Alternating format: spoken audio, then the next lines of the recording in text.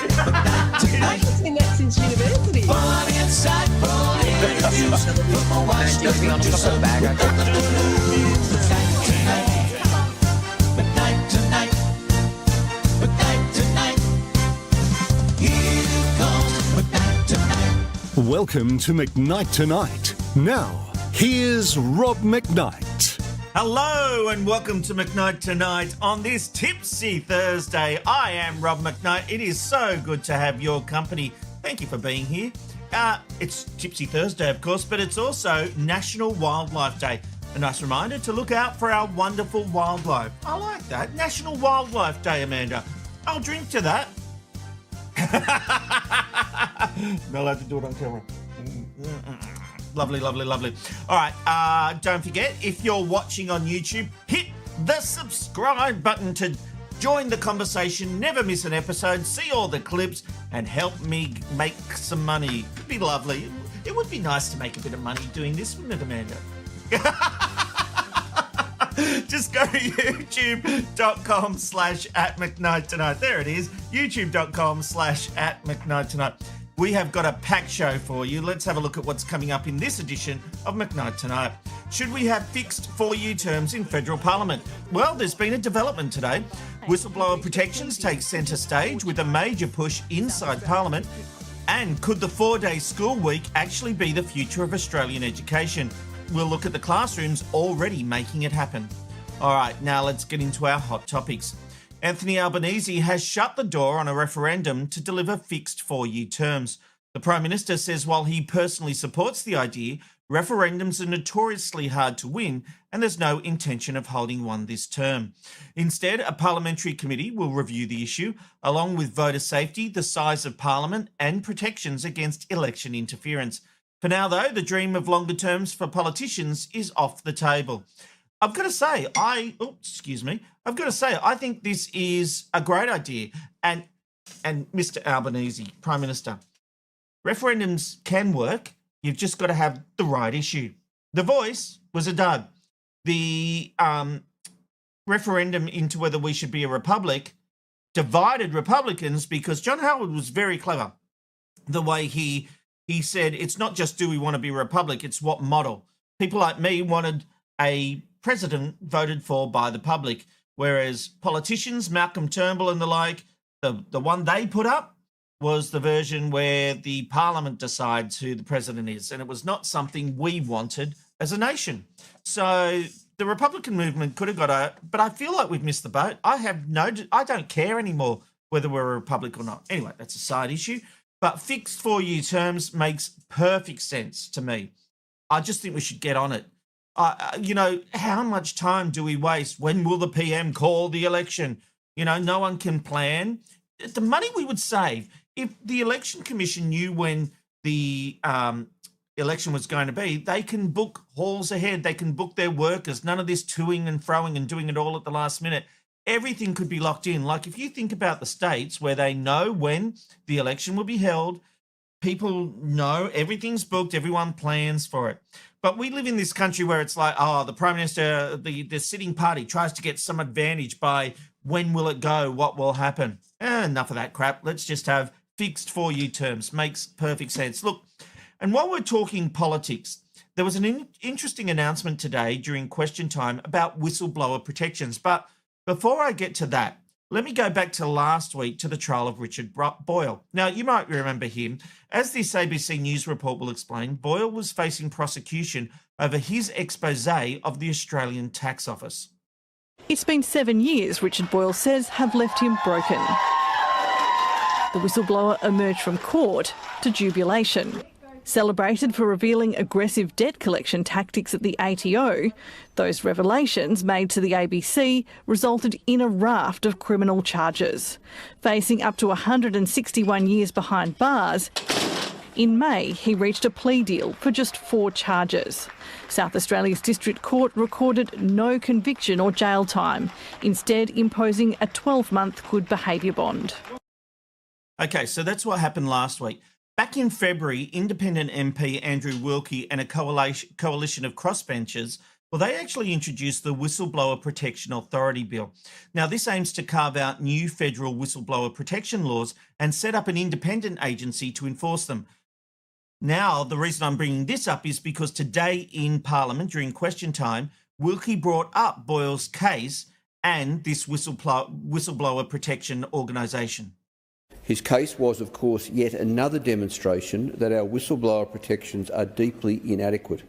Minister, exactly when will the government table the necessary amendments to the Public Interest Disclosure Act and the Corporations Act so the whistleblowers aren't the ones being punished? What I can say to the honourable member is that the Albanese government is committed to delivering strong, effective and accessible protections for public sector whistleblowers through reform of the Public Interest Disclosure Act 2013.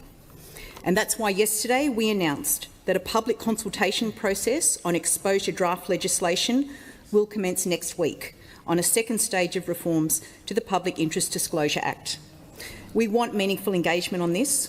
We want to bring forward a package of reforms that will improve the accessibility, operation and administration of the Public Interest Disclosure Act.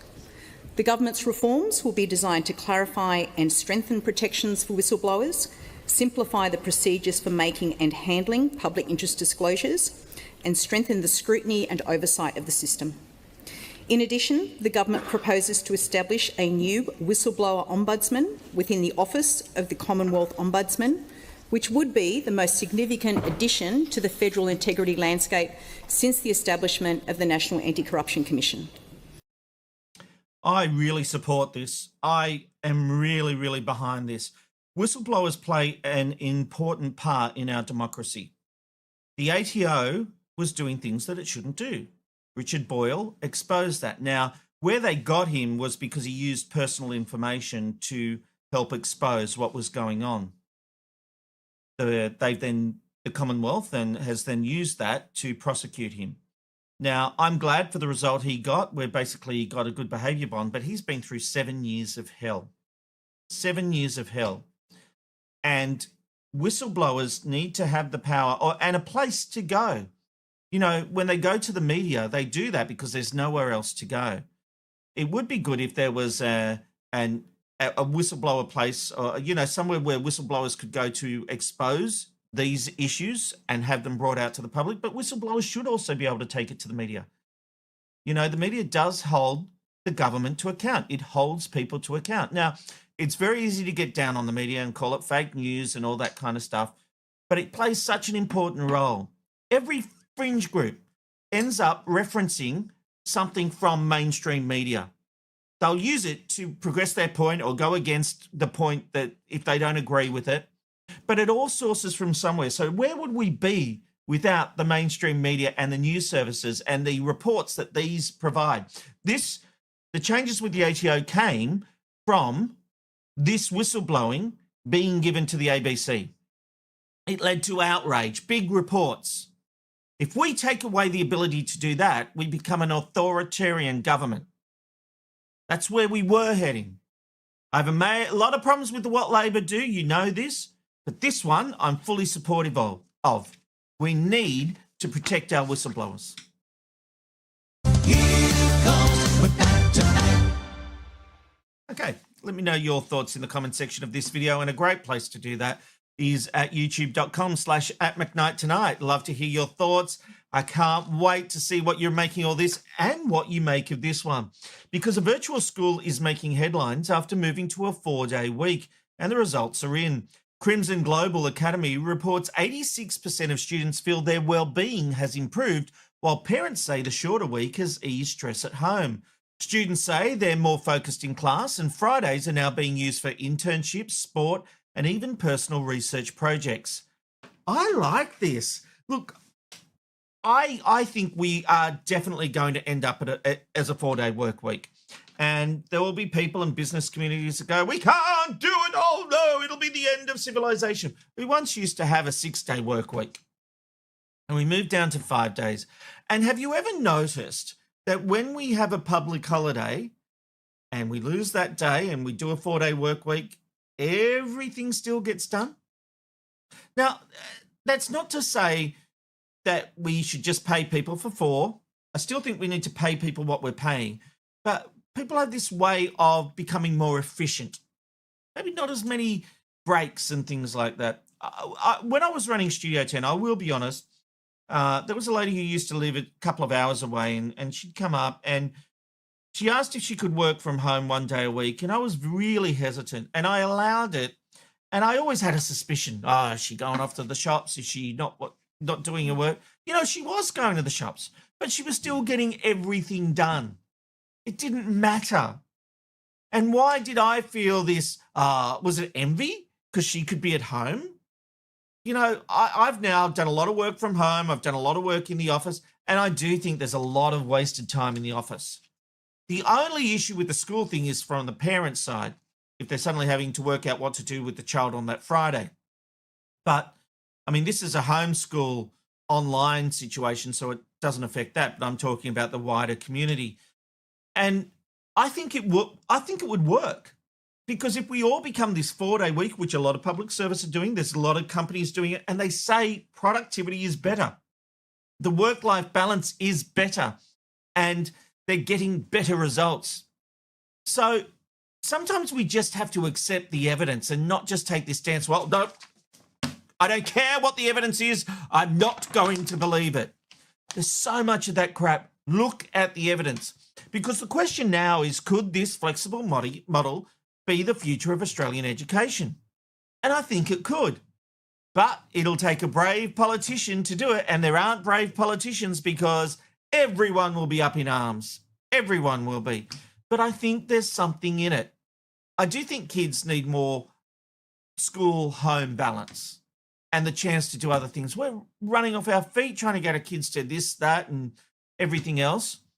I wouldn't mind an extra day to be able to just maybe have one day off, Amanda. What do you reckon? No, Amanda says she doesn't want the kids at home. She didn't say that. Let me know what you think in the comments. Here comes McKnight Tonight. Okay, I know you've all been wondering, is there going to be one tonight? Well, yes, it's the time you've been waiting for.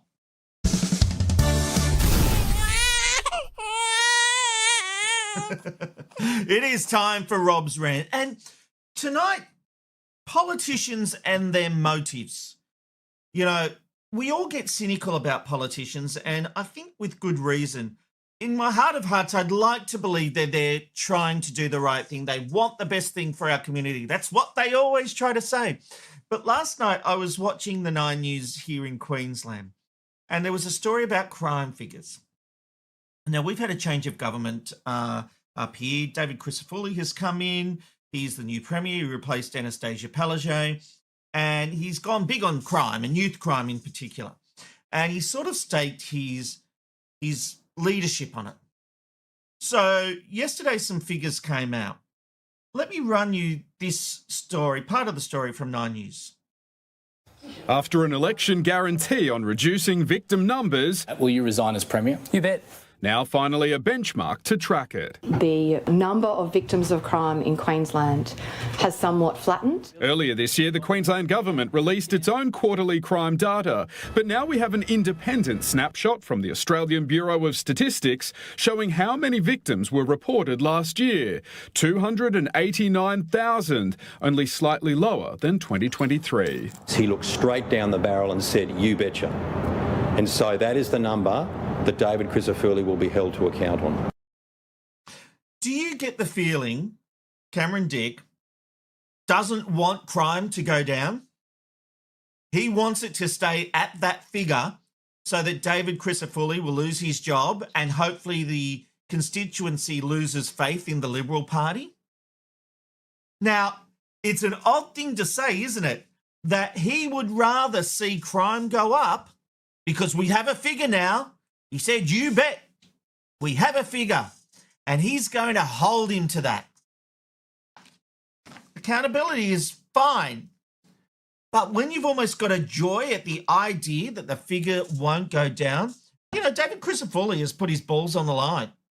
He's standing by. He has said, "This is an issue for me. I'm going to bring it down."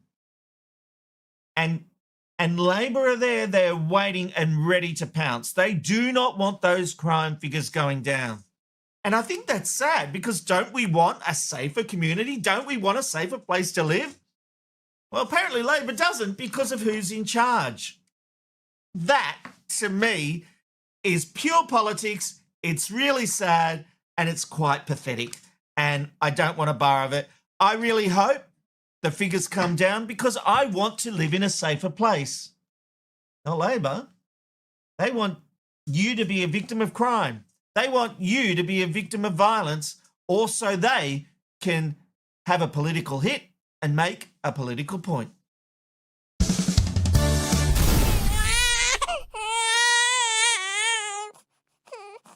All right, there is still plenty ahead in this edition of McKnight Tonight. We will be talking about, there was a big event in Canberra this week where the free TV lobby wined and dined the Prime Minister and a few politicians to try and get their agenda. It was lobbying, basically. And it looks like they've already had a bit of success. So I'll talk to Tim Burrows about that. Tim Burrows is a very intelligent guy who knows the media. I mean, not as much as me, obviously, but he's very intelligent. Is he there yet? I hope he didn't hear that.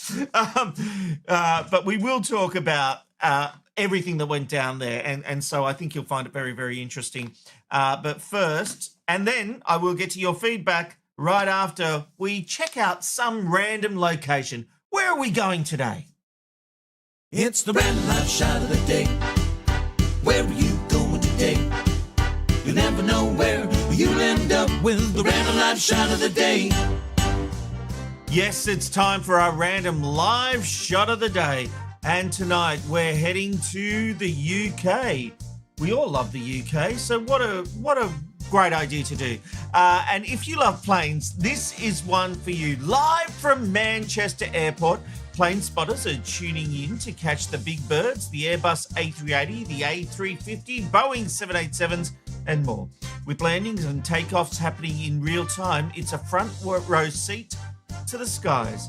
These pictures are courtesy of Simon Lowe Aviation, as Manchester Airport experiences some light rain with a low of 12 and a high of just 15. You know, I was really hoping there'd be a plane and I could go, ah! There wasn't one. Leave the picture there, Amanda, and we'll see if it comes while we do feedback. How about that? All right, let's go to the feedback. Nicole says, Rob, you are looking like one of the T-Birds, Grease, in your black T-shirt under your black collar. Looks great. Stop the music. Well, go Grease Lightning, da, da, da, da, da, da. Grease Lightning, go Grease Lightning. No? Bring back the music. Matt says, and they got celebrities to decide a republic in a tax-paid forum. Yes. Okay, so Matt is talking about the Republican referendum, and he's absolutely right. The people that were in there, you sort of wondered, why are they representing the community's ideas about what a republic should look like? So yes, Matt, I agree with you on that. Restoration Archive says, Rob, less power, not more power. Yes, well, I do think 4-year terms would be good, if that's what you're referring to, or it might be the Republic, I don't know. Michael T says, I strongly believe in fixed terms. It prevents parties taking advantage of the electorate for personal gain. It also holds the government accountable to govern well for the entire team. Yeah, I agree, Michael. Thank you for that. What else have we got there? Jasmine? Matt Pott says, I've had 3 elections this year and I'd get fined if I decided not to do it. Yes, that's true, but at least you've had 3 sausage sizzles. It's always the best excuse to be able to get the democracy sausage when we're there. Oh, hang on. I'm about to get run over by a plane. Ah! It still hasn't worked, has it? Over the page we go. Gareth D says, I thought Rob was against a 4-day work week for adults. Was I? Well, maybe my thinking's evolving on it, Gareth. I don't know. Justine says, a 4-day work week or school week would make us so much more productive and provide a better work-life balance. That makes people happier and better focused on the days that they are at work. Yeah, I agree with that, Justine. Thank you very much. And we've got this one from Philip. School holidays and teachers' off days are already far too long. Better to keep school 5 days a week to keep children focused. 3 days off is a long time at not actually studying. Very interesting. Oh, quick, chase the plane. Chase the plane. I'll be like Superman. Pushing it. It didn't work. I thought it'd be funny. It wasn't. It needs to be coming towards me. I really thought that'd work. No, I haven't broken down. I'm just thinking.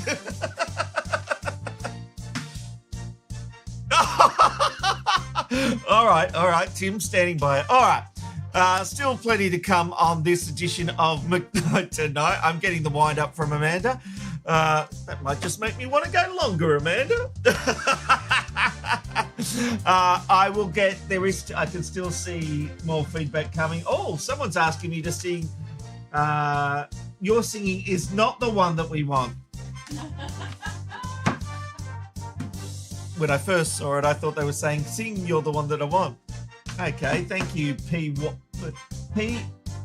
Hon Warringa. Oh, that's Gavin Wright from Pauline Hanson's One Nation. Thank you, Gavin. Never asked you anyway. All right, you are watching McKnight Tonight. Keep your feedback coming in the comment section of this video. We will get to your comments very shortly. Thanks for watching McKnight Tonight. Here comes McKnight Tonight. Okay, this week, some of the biggest names in TV, both on screen and behind the scenes, went to Canberra with the begging bowl out. Their aim was to showcase the value of free-to-air television and lobby decision makers on a range of topics. To find out what they want and whether they're likely to get it, I'm joined by Tim Burrows from Umbrella and Unmade, who was at the event. Tim, welcome back to McKnight Tonight. Rob McKnight, my apologies for not even having made the bed. If I'd known you were coming, I'd have made more preparations. I was going to say he's travelled all the way from the bed to the bed. That's right. Once this interview's over, you can get your wine because it is Tipsy Thursday and you can get back in the bed.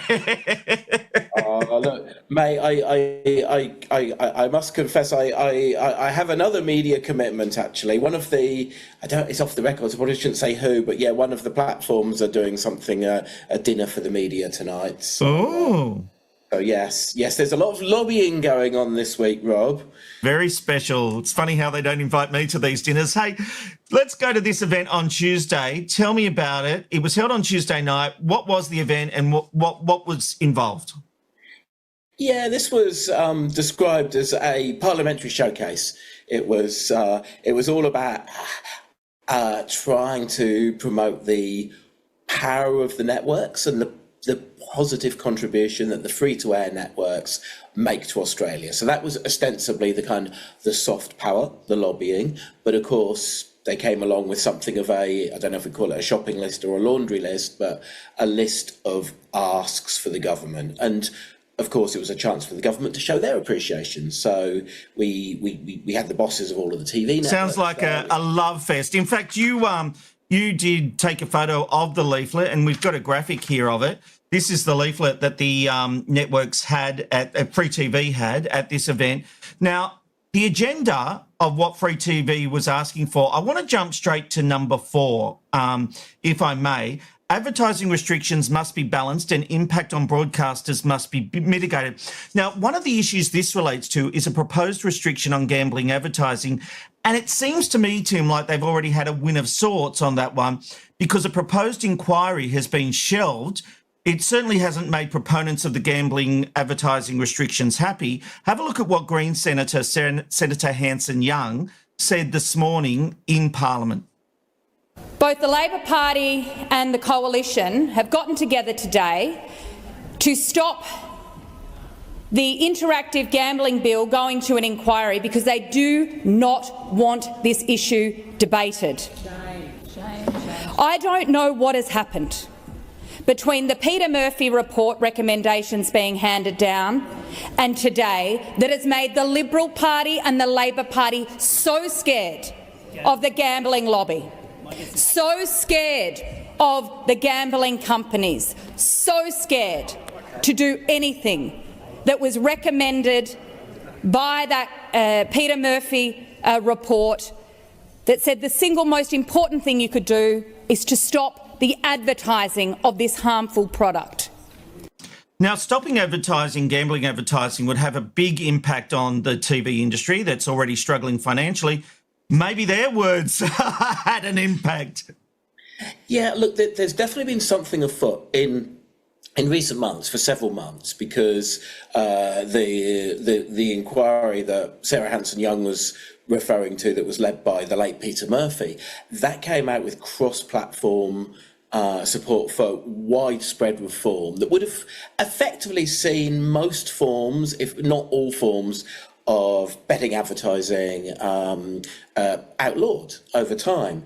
Now, that seemed to be gradually watered down, and the legislation never happened prior to the previous election. And then there's just been this sort of drumbeats ever since that maybe only certain forms of advertising would be banned, or certain hours, and there was great speculation about why that would be from the broadcasters. One of the drumbeats for them was wanting certainty, but obviously the main drumbeat was not wanting it ruled out at all. Now, one of the kind of thoughts I have is there's a very big NRL deal to be done, TV rights deal in the coming months, and arguably NRL is probably looking for maybe $1 billion a year or something approaching that from the TV networks. Now, one of the calculations that all of the people bidding, and as well as the TV networks, it will probably be at least some of the streamers, is what they can bring in advertising against them. Of course. And that includes betting advertising. Now, I suspect that the most effective lobbying being done at the moment is actually not so much by the TV networks as by the sporting codes, because they will want the networks and the streamers bidding with some form of confidence that they're going to be able to bring things in from all categories. So I have a hunch that the very influential lobbying machine of the sporting codes, possibly including NRL, are also behind this, because I think overall for the broadcasters, if this was ruled out as a category, in time they would find that this is a level playing field again, because when they next come to bid for rights, if it's 7 versus 9 versus 10, for instance, they all know what they can afford to bid. And if they know they don't have betting advertising as one of those streams of revenue, then they bid a little bit less accordingly. So it corrects in time. So it's always felt to me like a slightly fallacious argument to try and propose that it shouldn't be banned because it will hurt the networks. Because in the long term, it kind of resettles what the rights are actually worth. So I disagree with you on that one. Through these points, I've got definitive views on whether I agree or disagree with them. I am against a gambling ban. It's legal. If gambling is a problem, outlaw it. It's these things in this country where I understand that it's had impacts on families, and I understand all that, but it's still legal. And so a legal entity should be able to advertise, and it should be able to advertise in sporting events, in my opinion. And I think taking that away would have a huge financial impact. Companies used to back in the day, Rob. Sorry, mate, what was that? I was still talking while you were speaking. Sorry, we have the lag all the way to Sydney and back. I was saying that your argument, I respect your argument, but it does sound a lot like the argument that the tobacco companies used to make. Here we have, and I understand, but it's not the 80s where television was the only platform where there was money to be spent. You got rid of tobacco, but there were so many other ways to make revenue. We have seen revenue go into television diminish big time because of the streamers. They're now having advertising, and all of social media. The advertising dollar doesn't go as far as it used to. No, I totally accept that. But your argument that the reason it should be allowed is because it's a legal product. We already have the precedent that the legal product of but I don't agree with that either. I think if it's wrong, outlaw it. So you would have been in favour of... We should still have smoking ads on today. Hey, look, some of the most creative advertising in the world was smoking ads. So there's a tiny part of me that would love to see the creativity of the advertising industry, even if obviously there might be the slightly sad consequence that thousands and millions of people might die. I actually think it's a better world without smoking advertising. But I have problems when we ban things that are legal. If they're that bad, ban them. I think the thing is, though, some of those betting ads, you can't help but think when you see them, this would be a better world without them. All right. I know you've got to get to your dinner, so let's move on. Let's go back to point one. Abolish the outdated commercial broadcasting tax. The broadcasters are paying $50 million annually for the right to broadcast across the nation. Do they have a point on this one? I would I will answer your question, but I'll start with another question as well, which is even now the free-to-air broadcasters are able to write somewhere between $3 and $4 billion a year in advertising. That's via what they're doing over the public airwaves. So, my question is: these are public airwaves. If these broadcasters didn't have access to them, other people potentially would. So there must that spectrum is worth millions, if not billions. If television closed down tomorrow and the government sold it off, they would make so much money from that spectrum. Absolutely, the telcos would jump in. Now, we did see a system in the UK for a while that licenses were limited to, I think it was 10 years, and then at the renewal, it would become an auction. So, of course, the networks had to reach certain standards, effectively have quotas of number of hours and news and everything else. But I guess my slightly tongue-in-cheek provocation is if the networks feel that the value of a license should be zero, then why not put it out to market, and anybody who's willing to deliver a news service, deliver drama, deliver sport against all of those quotas of the hours, then let's see who bids the most. Generally, they're quite in favour of capitalism, so I would be intrigued to see how that one would go. But on the same point, I'm very sympathetic to their argument that they provide a lot of services that the digital platforms do not. So yes, but the digital platforms don't have that access to that free spectrum. I think you and I are on the same page. So it's one where you're wrong and one where you're right. The one that you agree with me, you're right when you're with McKnight. So you got 1 point so far. All right. This is going to go on forever. Point two covers sporting rights. They want to close the digital rights loophole in the anti-siphoning rules to stop global streamers putting iconic sporting events exclusively behind a paywall. Now, I agree with this one, but that last line is a furphy because the sports on the anti-siphoning list would still have to be shown on free-to-air TV. They just wouldn't have automatic rights to the digital rights. Now, I do think the TV station should have rights to the digital rights when they buy the free-to-air rights, but what they're saying there isn't quite true. Yeah, I think my understanding that the legislation might be slightly different to that.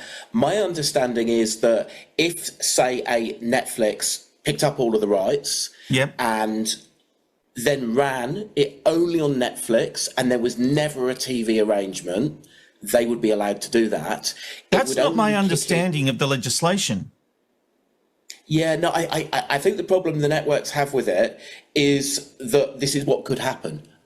So what they were arguing for is that there should still be a protection for them to go on free to air, and this is their problem with the previous legislation, that it hasn't allowed for the event, at this stage unlikely, but the eventuality that one day a streamer might decide that, valuable as these rights are, they only want to lock them up. Now, if you think about the practicalities of, say, which makes sense, NRL. Yeah, let's use the example of NRL. It costs you $1 billion a year. Now, if you're Netflix, you arguably can't monetize that, even with your advertising tier. So it only works with on-selling those rights to, or partnering on those rights with a TV broadcaster. So that was the theory. Who have told me, I've had an executive pretty senior tell me that without the digital rights, sporting rights are useless these days. Yeah, that's true. Yeah, totally agree. You know, we saw that, for instance, one of the things Seven struggled with their previous AFL and cricket rights, for instance, Correct. was when they only had broadcast, they were not as valuable. Now they have both, and they've had to pay for that, but it makes it more valuable to the advertisers and the sponsors. Now, I hate to challenge you on anything, but I have a memory of Patrick Delaney at Fox Sports doing the case for them being able to have all the rights for getting the anti-siphoning list if they offered it for free. So it may be an interpretation, but... That's very true. That's a very good point. Now, I don't think the legislation covers it, but that would be a very interesting argument, wouldn't it? Would be if they're... Well, I suppose that's the thing is, if they're giving it away for free, now the question becomes, if you're streaming on KO, that's one thing, which is obviously owned by Foxtel. But the moment it broadcasts on Foxtel over the satellite, that then falls within the legislation. So that's where it becomes very interesting. And let me, well, now that you mentioned Foxtel, I'll float one other really intriguing theory, which is what happened, you know, what could happen with the NRL if rather than next time round Foxtel bids alongside Nine, what if they just partner with the ABC? They give the ABC, and it would have to be one. And that's a theory I've heard. Yeah, I like it. I think it's an interesting theory. Now, what that would mean is at the moment, probably Foxtel pays 2/3 of the costs and 7 or 9, depending whether it's AFL or NRL, pays the other third. And the ABC probably would pay almost nothing towards it. Well, take a Netflix. If Netflix brought the rights, they could just give it to the ABC for next to nothing just to meet the anti-siphoning, what I believe is still part of the anti-siphoning legislation. My understanding is they won't even need to do that because so long as it doesn't go on television at all, my understanding is that they're not, there are no restrictions. You know, we might have to meet up again because I'm not convinced on it, but I know you're a very smart man, so I hate to challenge you. This is why it's on the laundry list of what that's why it's on the list of the 5 things they're asking for. That's why they're asking for it to be revised. Yeah, fair enough. All right, let's move to point 3 because you have to get to this dinner and we're taking up a lot of your time. They're asking for urgent support of regional television. What are they after here? No, I think one of the things where the networks have a really good point is broadcasting to the regions is incredibly expensive. You know, there's less advertising available. The infrastructure costs are as big. And just because some of the quirks around how the licenses work can make that really impractical. So that one absolutely feels like a really reasonable ask if we do want to have this policy of Australia being a country where we work hard not to disadvantage those of us who don't live in the 5 capital states. Okay, so that's another one we agree on. So you've got 2 points. You've got one against and you've got one that's in question. I'm really going to need to toss a coin on. It's all going to come down to this point. Point 5, the final point. It's very interesting and something new. I haven't heard this one before. They want to introduce a news production offset to support investment in and delivery of this vital community service for Australians. I could be open to this. What do you reckon? I think it's really interesting. Now, I've got to declare a massive conflict of interest because through Mumbrella and Unmade, I employ journalists. So clearly a policy that would create a tax advantage for every journalism job, as this could be, depending how you define it, is something which is in my interest. So please take that declaration of interest. You've made the declaration.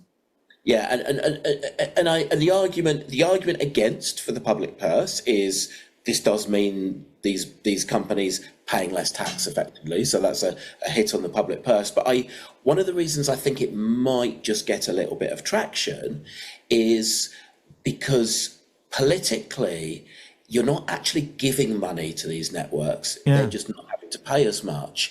And politically it also avoids the potential alternative, which is what the government has called the news bargaining incentive.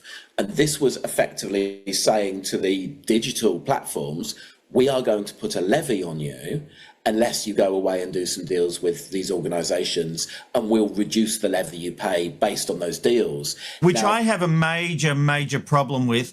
It strikes me as dumbfounding that news organisations who use Facebook and X and to promote their products, to get people to click on a story, to get them back to their website, it gets me that Facebook Meta should have to pay for that privilege. I don't understand the thinking. Yeah, look, that particular principle logically doesn't make an awful lot of sense. Two things about the potential of the digital levy. One is, well, yes, should or shouldn't that money go to the news providers, and that I certainly have my question mark about. But and also, lest we forget that on your Medialand podcast on the ABC, which I ran in Media McKnight, we had Chris Jantz saying, oh, yeah, it just went to shareholders and paying down debt. It didn't actually get reinvested in journalism. Yeah, that's right. Chris Jantz being a former Nine executive.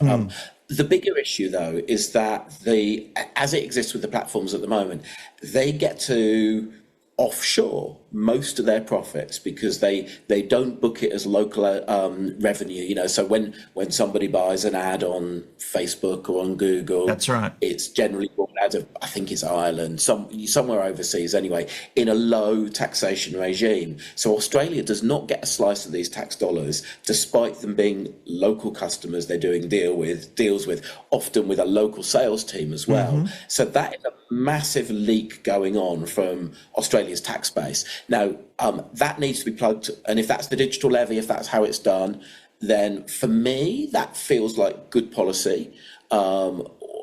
Where it becomes more of a kind of picking winners is if they can actually get a discount on this levy just by giving the money to the news providers instead. Which is what happens when news was taken off Facebook. Mumbrella, TV, Black Box all got taken down, but we haven't seen us. I don't know. I'm assuming you haven't seen a cent from the news media bargaining incentive or code, whatever you want to call it. Yeah, no, that's absolutely right. So it was all about picking winners. So that's it was a payoff. Yeah, so that's the flaw in it, that the alternative of the offset might make it a little bit fairer than this thing of, Facebook and Google choosing the big guys that they want to do deals with. And I think the big question on that levy, though, is this was proposed before Donald Trump came to power, and all of a sudden levies are political dynamite. Well, I did say it would be a 10-minute interview. We've been going for something like 20 minutes. But just before we go, the PM at this event you were at got up and made a speech. You ran a very interesting grab on your Mumbrella podcast. Let's have a listen. So my message to you is simply this: thank you, and that my government has you back. We will not give in to some of the platforms when the pressure comes on, which it will. That's a pretty powerful statement from the Prime Minister. What do you think he means by it? Just how far will he go, Tim? Well, certainly the signal he wanted to give in the room to those TV company CEOs was, we've picked a side, and the side we've picked is the local team. Now, we've obviously seen a lot of conflict recently, including the age-gating legislation. Finally, the decision being taken that it would include YouTube after all. So that's put the owner of YouTube, Google, offside. But equally, it's 18 months since Meta said it was going to stop playing within the news media bargaining code framework. It's 9 months since the government vaguely said it would do the news bargaining incentive. And sometimes actions or lack of actions speak louder than words. True. All right, Tim Burrows from Unmade and Mumbrella. Get off to your dinner. Enjoy your secret little political dinners. Thanks for joining us on McKnight Tonight. Thank you, Rob. Always a pleasure and never a chore.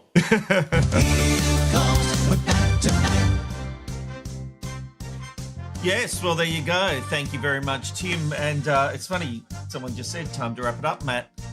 Matt said time to wrap it up, Rob. Okay, message taken. It was a long interview and I indulged, and even Amanda was telling me to wrap up. All right, let us get some feedback that's coming through to McKnight Tonight. Restoration Archive says, free-to-air networks, brown-nosing the government, let's be honest. Yeah, very true. Over the page we go, and Matt says, YouTube killed free-to-air when they moved from short videos format. Yeah, and YouTube is taking off. Long form is taking off on YouTube.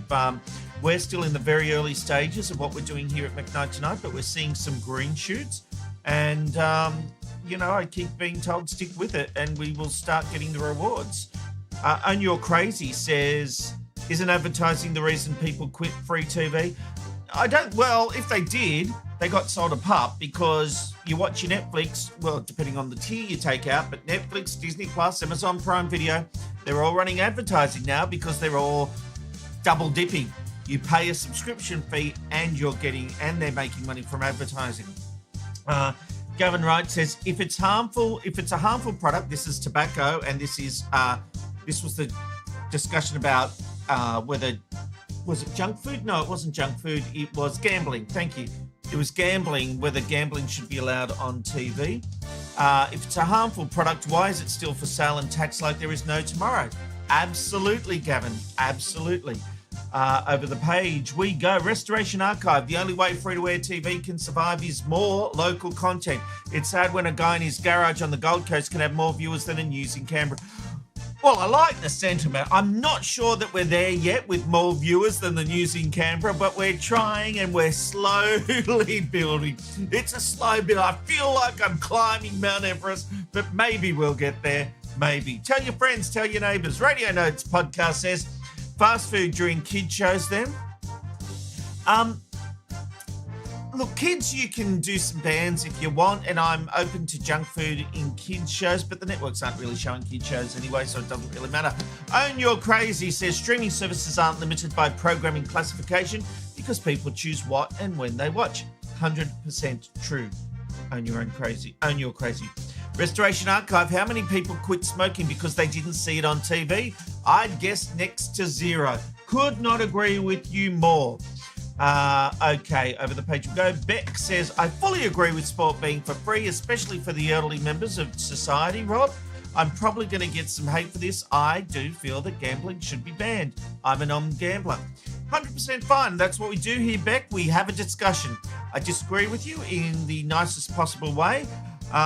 I think people have to take responsibility for themselves. Nicole says gambling addiction is terrible. I see it every day at work. People coming for food and financial assistance because they gambled their money away and can't feed their family.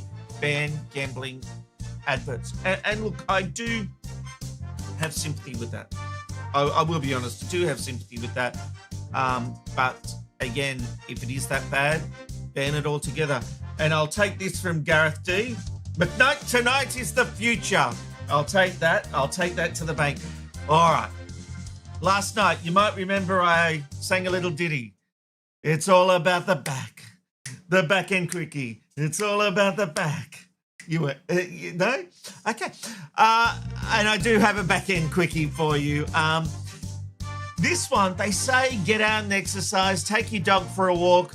Well, as you'll see, taking a dog for a walk is not always the smartest idea. When dog walking goes horribly wrong. God damn it.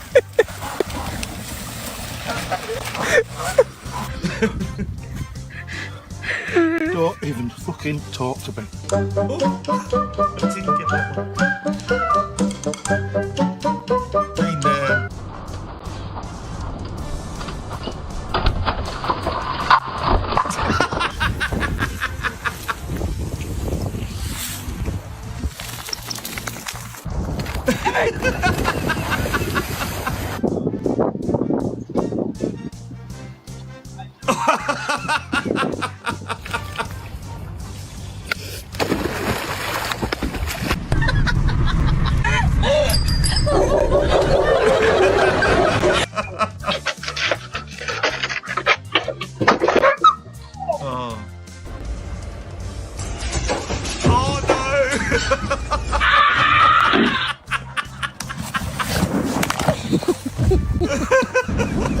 He's fine. He's fine. He looks dead. I know.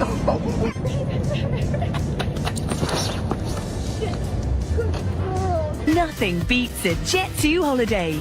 And right now, you can...